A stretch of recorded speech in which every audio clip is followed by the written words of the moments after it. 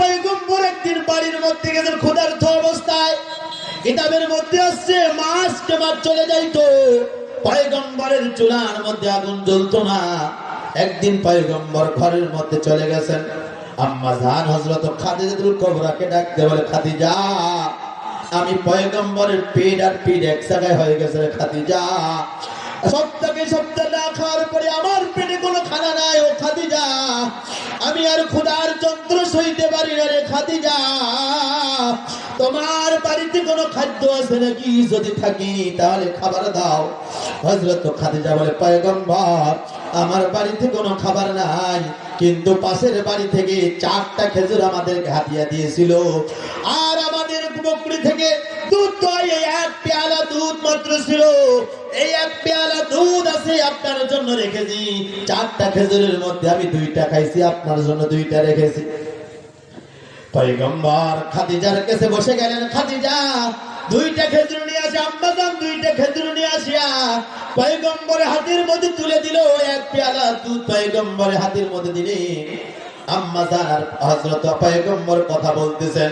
পয়গম্বর একটা খেজুর খাইনি, আরেকটা খেজুর আম্মা জানের মুখের মধ্যে তুলে দিলেন। আম্মা জান খাইতেছে, আর পয়গম্বর খাদিজার দিকে তাকাইয়া চোখের পানি ঝরঝর করে ফলাইতেছে।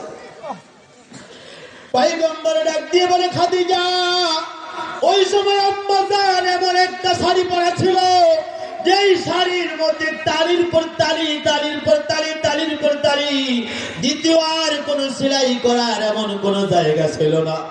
পয়গম্বর 2 চোখের পানি ফালাইয়া বলে, খাদিজা, 40 মণ স্বর্ণ নিয়ে আমার কাছে বিবাহ বসলা, তোমার একটা কাপড় দিতে পারলাম না রে খাদিজা, তোমার একটা খাবারও দিতে পারলাম না, একটা কাপড় দিতে পারলাম না। কোনদিন জিজ্ঞাসা করলাম না যে তোমার এই 40 মণ স্বর্ণ আমি কোথায় ফোরাইলাম?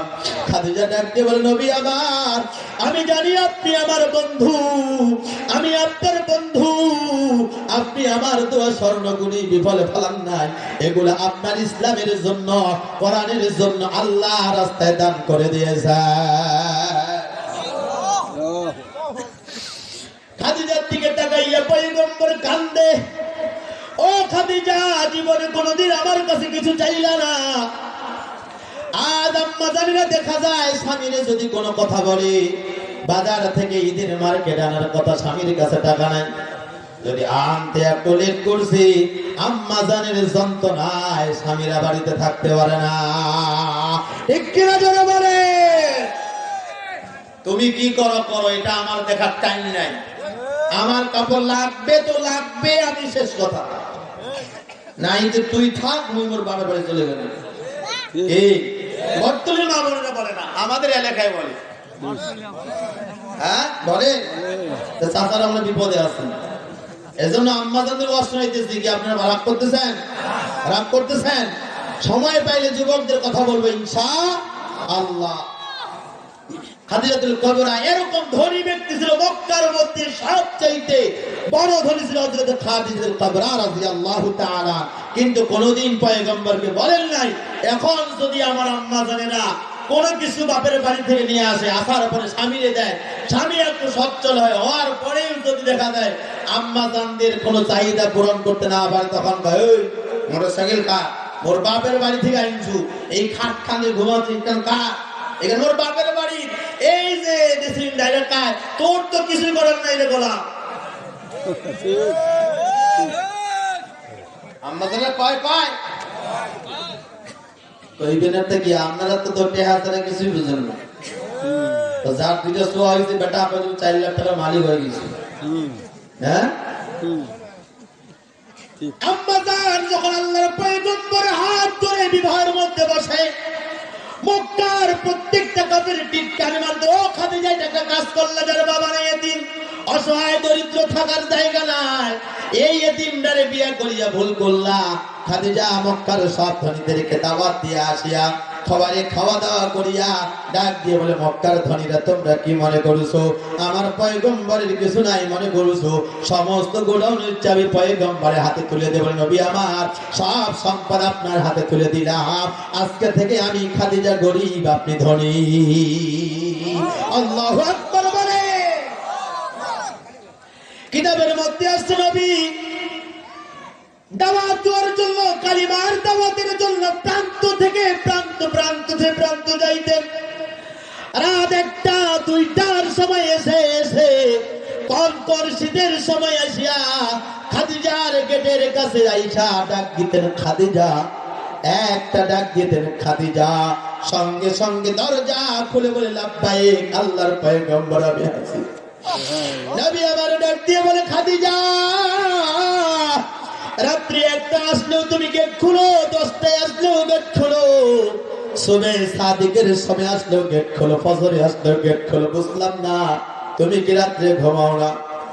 আল্লাহর পয়গম্বরের জবাবে খাদিজা বলে নবী আমার, আমি জানি মক্কার চারপাশে আপনার দুশমন, আপনার বাবা নাই, আপনার মা নাই, আপনি এতিম, মক্কার মানুষেরা আপনার যন্ত্রণা দিবে, আপনারে পাথর মারে, আপনারে মার দেয়, আর আপনি রক্ত মাখা শরীর নিয়ে আমি খাদিজা বিছানায় ঘুমাবো, আপনি আমার গেটে আসে খাদিজা, খাদিজা বলে ডাক দিবে, আমার আরশের মালিক সইবে না, ও নবী আমার, যদি থেকে আপনার সঙ্গে আমি বিবাহ বসেছি, আপনার তো কেউ নাই, আপনি বড় অসহায়, আপনি বড় এতিম, আপনার মা নাই, আপনার বাবা নাই, আমি খাদিজা রাত্রিবেলা ঘুমাইতে পারি না, আপনার অপেক্ষায় সারা রাত এই আমার ঘরের দরজার মধ্যে আমি পিঠ লাগাইয়া সারা রাত আপনার জন্য আমি অপেক্ষা করি। আল্লাহু আকবার। আর এখন যদি 10টায় আসার কথা, কোন কারণে কামলার টাকা নিতে দেরি হয়েছে রাত 12টা, দরজার কাছে আব্দুল্লাহ মা ডাকাইতে লাস্টে এমন লাথি মারে গেড়ে, এই উঠিস না কেন, দরজা ভাঙ্গা ফেলে, আব্দুল্লাহর মা উঠে না। মা বোনেরা মনে বর্তলির ভালো, ঘুমায় টুমায় না, আপনাদের জন্য অপেক্ষা করে। আমি আমারই কথা বলছি, আমি হুজুর মানুষ, প্রোগ্রাম করে বাড়িতে যাই, যে মেন গেট খুলতে 2-4-10 মিনিট হয়ে যায়, মাঝে মাঝে রাগও লাগে, এই এতক্ষণ থেকে ডাকে শুনো না কা। আমার বিবিধ যদি এই অবস্থায়, আপনাদের কি খবর আমরা জানি না, আপনারা কইলেও ঠিক না কইলেও ঠিক। খাদিজাতুল কুবরা রাদিয়াল্লাহু তাআলা পয়গম্বর তাকাইয়া কান্দের বলে, খাদিজা এমন সিরা কাপড় পরেছো, দ্বিতীয় সেলাই দেওয়ার কোনো জায়গা নাই। আমরা বলি, আপনাদেরকে প্রশ্ন করি, এমন মা বোন যদি কাপড় এখানে পড়ে আমার আপনার বাড়িতে, কালকে আমরা কি তালাক দিব? আমাকে দিয়ে চলে যাবে, কল লাগবে না, তুই এবার তালাক, মোর দরকার নেই, তুই কাপড় দিয়ে পারেন না, খাবার দিয়ে তোর বাড়ি তুই থাকি। আম্মাজান তাকাই নাই, এবার আম্মাজান পয়গম্বরের দিকে তাকাইয়া পয়গম্বরের মাইন্ড বুঝছে, এবার ডাক দিয়ে বলে, নবী আপনার কাছে কিছুই চাবো না, আমি 3টা জিনিস চাবো, আপনি দিবেননি। সুযোগ বুঝিয়া বলছে পয়গম্বর, খাদিজা আজকে তুমি যা চাইবা আমি তা দিয়া দিব। জোরে বলেন সুবহানাল্লাহ, আরো জোরে বলেন সুবহানাল্লাহ। খাদিজাতুল কুবরা রাদিয়াল্লাহু তাআলা এবার পয়গম্বরের কাছে কি চাইলেন? ও নবী আমার, আমি আজকে 3টা জিনিস আপনার কাছে চাবো। 1 নাম্বার, আমি যেদিন ইন্তেকাল করব আপনি আমার পাঞ্জাবি দিয়ে, আপনার পাঞ্জাবি দিয়ে আমারে দাফন দিবেন। 2 নম্বর, আমারে যখন আপনি দাফন দিবেন কবর খুলবেন, কবরে যাইয়া আপনি 4 বাজে হাঁটবেন। 3 নম্বর, সবাই যখন আমারে মাটি দিয়া নিজ নিজ ঘরের মধ্যে চলে যাবে, আমি যদি কবরে সওয়ালের জবাবে আটকে যায় আপনি স্বয়ং আমার জবাব দিয়া দিবেন। জোরে বলেন সুবহানাল্লাহ, সুবহানাল্লাহ। পয়গম্বর খাদিজার কথা দিল, ঠিক আছে। কথা হয়ে গেল, কিছুদিন পরে হযরত খাদিজা ইন্তেকাল করলেন। এবার খাদিজারে প্রশ্ন করে, নবী আমার, ও নবী, নবী জিজ্ঞাসা করে, খাদিজা এই 3টা জিনিস চাইলা কারণটা কি? নবী আমার জন্য চাইলাম, আমি কোনদিন আপনার কাছে কিছু চাই নাই, আপনার পাঞ্জাবি মোবারক দিয়ে আমারে দাফন দিলে। বলে, ওই কবরের আযাবের এত বড় শক্তি নাই, আপনার পাঞ্জাবি মোবারক ভেদ করি আমার শরীরের মধ্যে জাহান্নামের আগুন ধরবে। এত বড় খাদিজা এরপরে জাহান্নামের আগুনে ভয় করে। 2 নম্বর, নবী আমার, আপনি আমার কবরে হাঁটবেন, এর কারণটা কি রে খাদিজা? বলে কবরে হাঁটলে কবরের মাটির এই ক্ষমতা নাই আপনার পায়ে মোবারকের বরকতকে ভেদ করিয়া আমার শরীরের মধ্যে চাপ দেবে। 3 নম্বরে খাদিজা, আমি কেন কবরের মধ্যে বসে থাকবো? নবী আমার সওয়ালের মধ্যে যদি আমি আটকিয়া যাই, আপনি আপনার জবাব দিয়া দিবেন, মার রব্বুকা ওমান দীনুকা ওমান নাবিয়ুকা। এই 3 প্রশ্নের জবাব যদি আমি আটকিয়া দিই, আপনি স্বয়ং নিজে দিয়ে দিবেন। খাদিজা ইন্তেকাল করলেন, পয়গম্বর পাঞ্জাবি দিয়া খাদিজার দাফন দিলেন। তারপরে পয়গম্বর খাদিজারে কবরে দিয়া কবরে নামাইলেন, কবরে আগে হাঁটলেন, হাঁটার পরে খাদিজারে রাখলেন, রাখার পরে অন্য অন্য মানুষের মতো দাফনের কাফন যখন খুলে দেয়, মুখটা খুলে দেয়, কিবলার দিক ঘুরায় দেয়।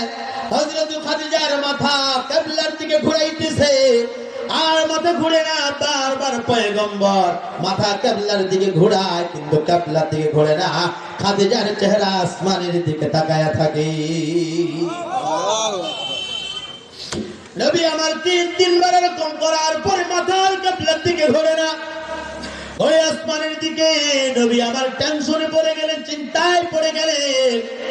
আল্লাহ রাব্বুল আলামিন পয়গম্বরের মাইন্ড বুঝিয়া, চিন্তা বুঝিয়া জিবরাইলকে পাঠায় দিলেন, জিবরাইল যাও, আমার নবী বড় টেনশনের মধ্যে আছে। হযরত খাদিজার মাথা কিবলার দিকে ঘোরে না, পয়গম্বর টেনশনে, কিন্তু আমি আল্লাহ